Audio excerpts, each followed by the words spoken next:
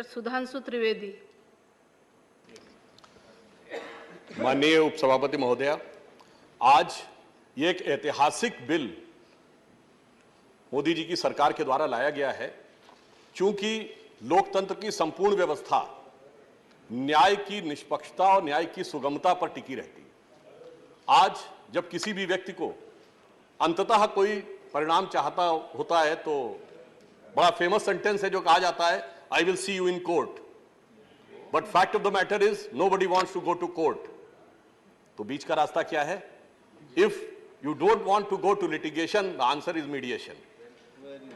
और आज इसकी सबसे ज्यादा जरूरत अगर होती है तो उस गरीब व्यक्ति को होती है जिसके लिए समस्या यह होती है कि गांवों में कहा जाता है कि कई बार मुकदमा लड़ते लड़ते जमीन जायदाद भी बिक जाती है।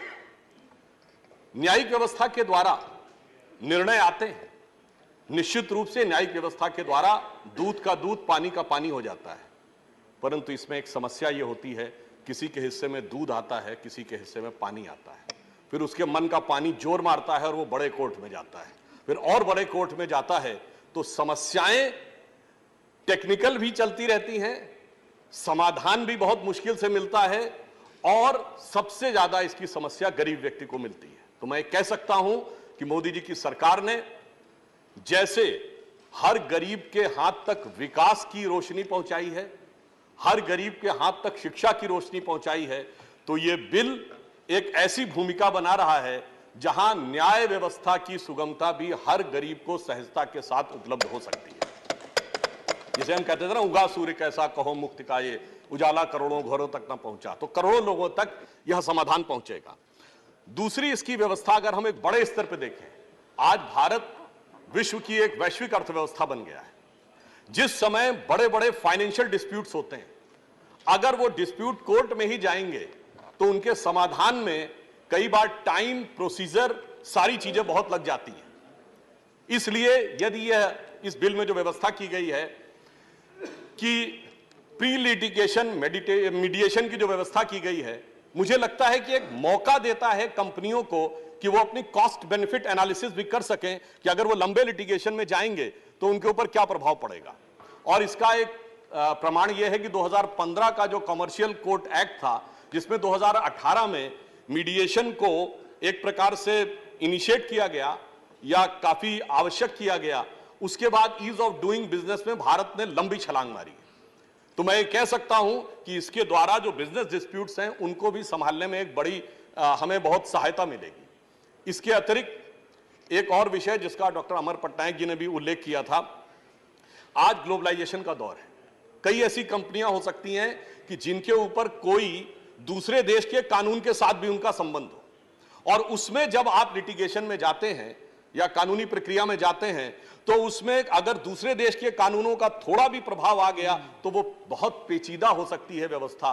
तो मुझे लगता है कि इस ढंग की व्यवस्थाओं के लिए तो ये मीडिएशन का लॉ एक वरदान की तरह आएगा कि ऐसी स्थिति में दोनों ही जो प्रतिस्पर्धी या प्रतिद्वंदी ग्रुप हैं वो अपने लाभ हानि को देखकर यह तय कर सकते हैं कि इसमें बीच में से समाधान कैसे निकलेगा, जिसके लिए इस बिल में व्यवस्था है कि मीडिएशन काउंसिल के लोग उसको तय करेंगे। अगर फॉरेन कंपनी के साथ किसी प्रकार का मीडिएशन होगा, और उसके साथ साथ यह भी तय होगा कि उस मीडिएशन की प्रक्रिया के लिए प्रोफेशनल मीडिएटर्स भी आगे बनेंगे, जो आगे जाते जाते धीरे धीरे ऐसी स्थिति भी आएगी कि आने वाले समय में हमारे पास एक सुविचारित, सुव्यवस्थित एक मैकेनिज्म बन जाएगा जिसमें कि हर प्रकार के डिस्प्यूट को सॉल्व करने के लिए मीडिएटर्स होंगे।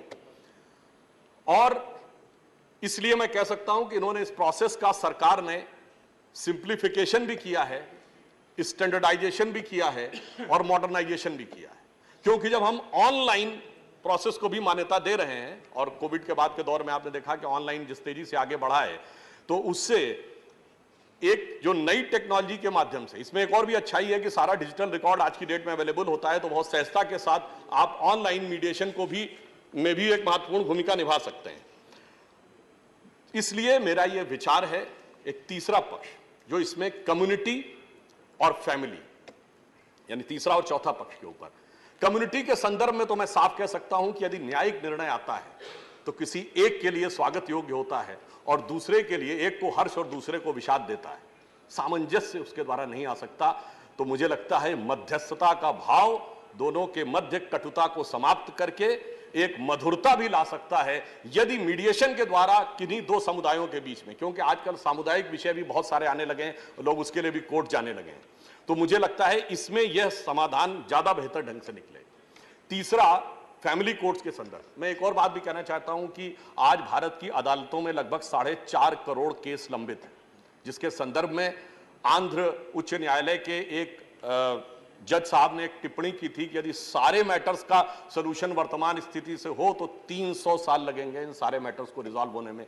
तो अगर हमें उस चक्र से बाहर निकलना है तो मीडिएशन ही रास्ता है। और जब फैमिली की बात आती है तो मुझे लगता है कि फैमिली के संदर्भ में यदि मीडिएशन की व्यवस्था अच्छे ढंग से लागू हो, कई बार ऐसा भी होता है कि फैमिली कोर्ट में भी आज 12 लाख मामले फैमिली कोर्ट में लंबित हैं।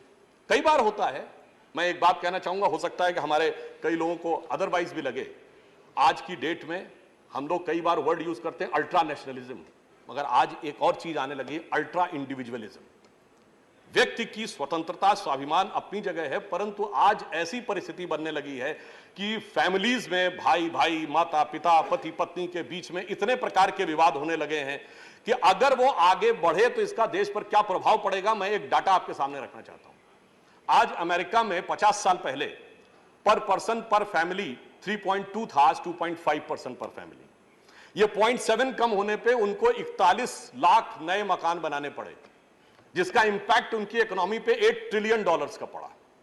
भारत में 50 साल पहले ये 5.3 था, आज 4.9 है। कोई बहुत ज्यादा बदलाव नहीं आया है, परंतु यदि ये 1 पॉइंट से कम हो जाए, यानी 4.9 से 3.9 आ जाए, हमें 6 करोड़ नए मकान चाहिए हों। और अगर हम अमेरिका के लेवल पे चले जाएं 2.5 पे, तो हमें 16 करोड़ मकान चाहिए होंगे। You can imagine the impact of environment, forget about the impact on economy और साइकोलॉजी पे, सोसाइटी पे क्या होगा वो तो एक अलग विषय है। इसलिए इस प्रकार के जो प्रोसेस हैं भविष्य में बहुत सी चुनौतियों से हमें बचाने का काम करेंगे, क्योंकि हमारे यहाँ महाभारत में एक प्रसिद्ध श्लोक कहा गया है, त्यजेत एकम कुलस्यार्थे ग्रामार्थे कुलम त्यजेत, राष्ट्रार्थे ग्रामं त्यजेत, आत्मार्थे पृथ्वीं त्यजेत। तो यानी इसका अर्थ सिर्फ यह है कि अपने, यदि परिवार का विषय आए तो कम से कम अपने अहम भाव को पीछे रखें तो ज्यादा बेहतर होगा। और मैं अधिक समय न लेते हुए कहना चाहूंगा कि हमारे प्रतिपक्षी भी आज यहां पे नहीं है, परंतु मुझे विश्वास है कि वो मीडिएशन के साथ होंगे, क्योंकि जो अभी तक एक दूसरे के खिलाफ कन्फ्रंटेशन करके लड़े पड़े थे, अब एक दूसरे से मीडिएशन करने के लिए गिरे पड़े हैं। तो मुझे लगता है कि वो जरूर इस मीडिएशन के साथ होंगे। परंतु मैं इस मीडिएशन बिल का समर्थन करते हुए एक मामले में मीडिएशन का विरोध भी करता हूं।